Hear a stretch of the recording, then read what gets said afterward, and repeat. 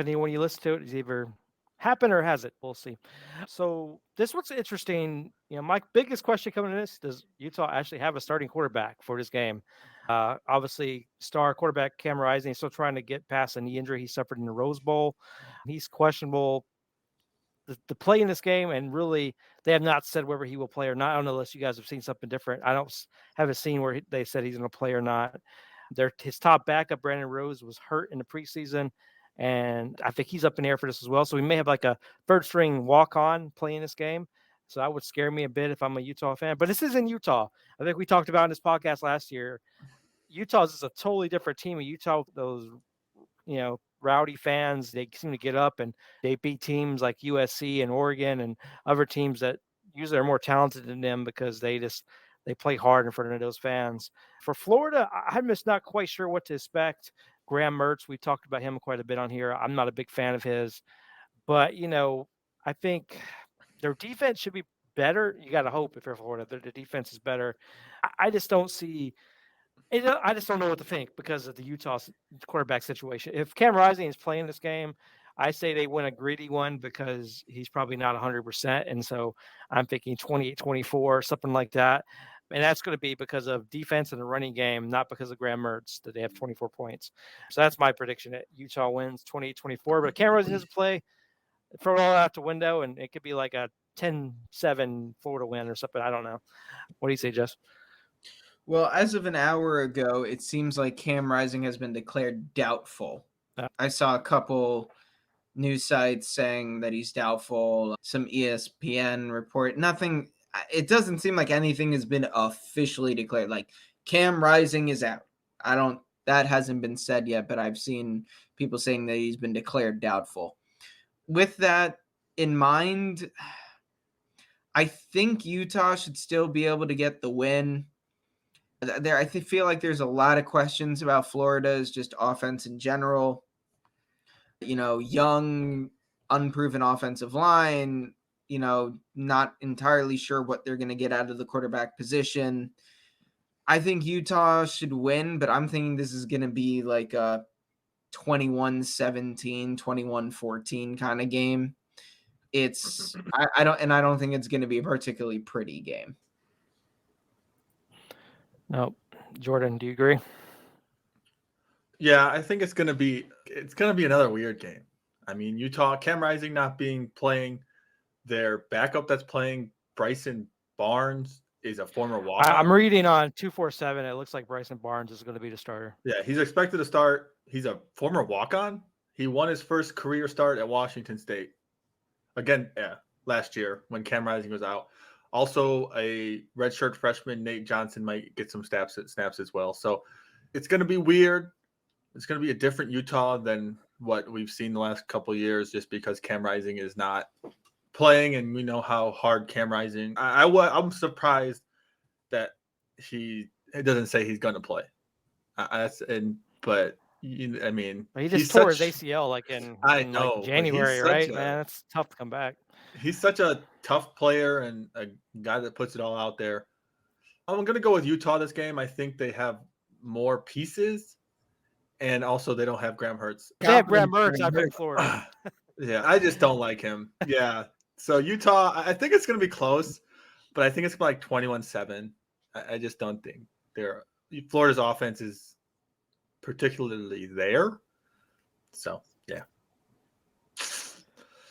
The only thing I see Florida scoring is of like these backup quarterbacks throw some interceptions, put Florida in good spots to score, things like that. I still don't think that'll happen. But I think Utah's defense is so good that they're going to shut down the Florida offense, though. So especially at home. If it was at Florida, it'd be different. But yeah, as you saw last year, it was a close game down to the wire. Yeah. All right, the game that Jess has been waiting for patiently. That is East Carolina and Michigan. So Jim Harbaugh out for this game. His offensive coordinator out for this game. They were suspended for a hamburger. So no, they were suspended for lying about the hamburger. I'm sorry, lying about the hamburger. So, and I think we got some comments last year that we talked too much about the hamburger, so we won't bring it up too much in this podcast. But this is going to be interesting. This should be a better Michigan team than they were in the last 2 years. JJ McCarthy has some experience under his belt. They have the running backs back. They have I think they have some offensive line transfers from prominent schools like Stanford to really shore up any kind of weaknesses. They say they can go 8-9 deep on the offensive line if they need to. That are all talented, all get drafted per Harbaugh. So, I mean, that's a really good offensive line there. You could talk more about East Carolina, but for what I've seen, that they lost the quarterback Holton Ayers, and they lost other key parts as well. But they had the fewest turnovers, and they're a team that just, does the right thing. It does a turnover, makes you earn it kind of thing. So, obviously, if they play tough for the last few years, Power 5 teams, if you mentioned a couple on the show, Jess, but, barely losing to North Carolina State 21-20, pushing South Carolina in a 2017 loss in 2021, beat Carolina in 2018, beat North Carolina State in 2016. So they've done it before. Can they do it again, Jess? Tell me why. The ECU fan in me wants to pick them. I want to call one of the biggest upsets in recent college football history. I just can't bring myself to do it. I will say this. I think they're going to cover the spread. ECU had some weird statements come out today about how they're not declaring a quarterback, how it could be any 3 starters, or some really weird comments that but then I also was reading they haven't declared any starters for any position. So I'm like, oh, they're just being weird in general. It doesn't seem like we're actually having this big QB controversy. Garcia should get the start. It's going to be rough for ECU. Michigan is favored by 36.5. I think that's the line there. I think ECU is going to cover the spread, but Michigan's still going to win. And as much as I love my Pirates, I don't see them putting up that much of a fight. I really hope I'm wrong, but let's get this like App State in 2007. Go Pirates. All right, Jordan, what do you think happens? App State or the opposite? No, I think Michigan's not. I don't think it's gonna be close. I definitely don't. I think it's gonna be 14 points, more consistently throughout the whole game. I definitely think Michigan's gonna cover the spread. I don't know. I just don't see ECU coming to the big house. And you just said they didn't declare a quarterback, so I don't know how you win a game without a quarterback. They haven't declared. It's all mind games. It's all mind games. Who is mind game? The whole weird thing. Who they playing? Mind games on Michigan. Okay, that's all they're saying. Hey, right. Okay. I think Michigan's going to quarterbacks. I think it's going to be a 42-3 game. I just don't see ECU. If Michigan is what everyone says Michigan is and how their team is complete, then they're going to win by 4 touchdowns. That's covering the spread. 5 touchdowns. 5 touchdowns and a field goal.